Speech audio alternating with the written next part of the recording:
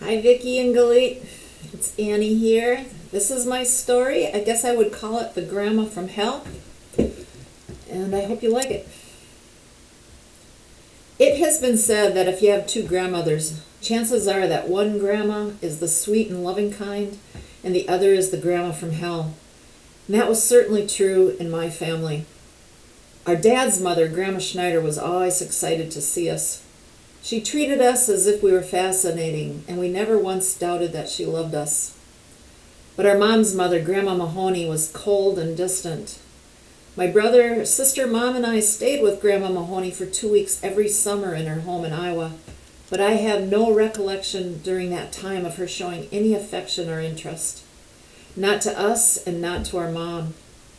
But that didn't stop my mom from loving our mother, and as a little girl I occasionally saw my mom crying. When I asked her why, she said it was because she was missing her mother.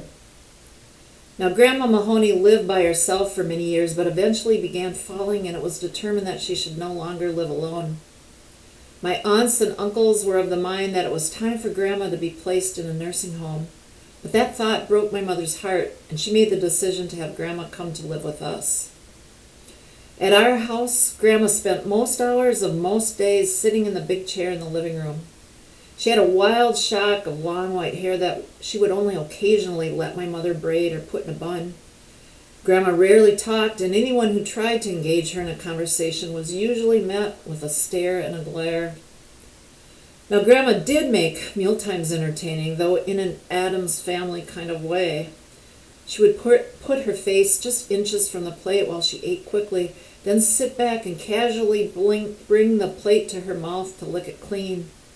And on more occasions than not, she would put her long, bony index finger into her nose, seemingly to have it get lodged there. That year, and for the first time ever, both grandmas were at our house for Christmas. My siblings and I sat as close as we could to Grandma Schneider, clinging to her as if to a tiny life raft. Opening presents on Christmas Eve was always fun, but on that Christmas, it was anything but. Grandma Mahoney laboriously opened each of her presents with care, assuming that the wrappings would be reused. We watched in disbelief as her bony fingers, yes, those fingers, slowly, ever so slowly lifted the tape on this corner and now that corner. We knew that those wrappings were just going to be thrown away, but we also knew better than to say anything. Mom's siblings joined us for Christmas dinner the next day. Entertaining company was stressful for my mom as she was insecure about her domestic arts skills, and rightfully so, as she was a pretty terrible cook.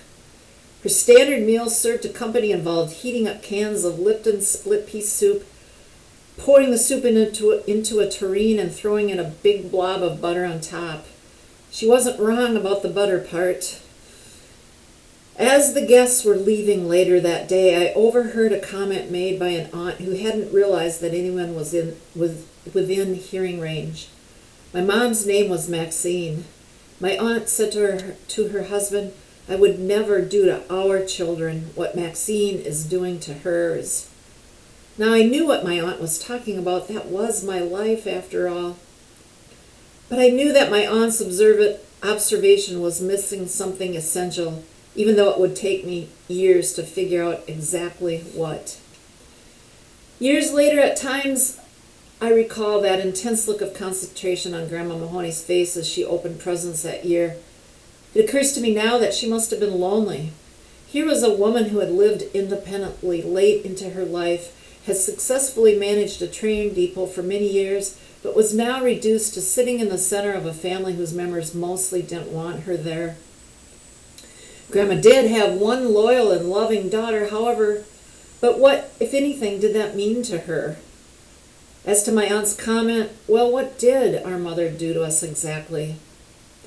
I think that she taught us about unconditional love, and that hospitality doesn't always look like the glossy spreads in a Martha Stewart magazine.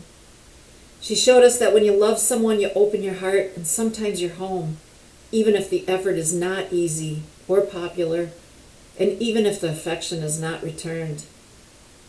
My brother and sister and I, well, I think we were the lucky ones. And not a day goes by when I don't wish that my mom was still here so I could tell her, "Thank you, Mom. Thank you for what you did to us. Thanks, you too.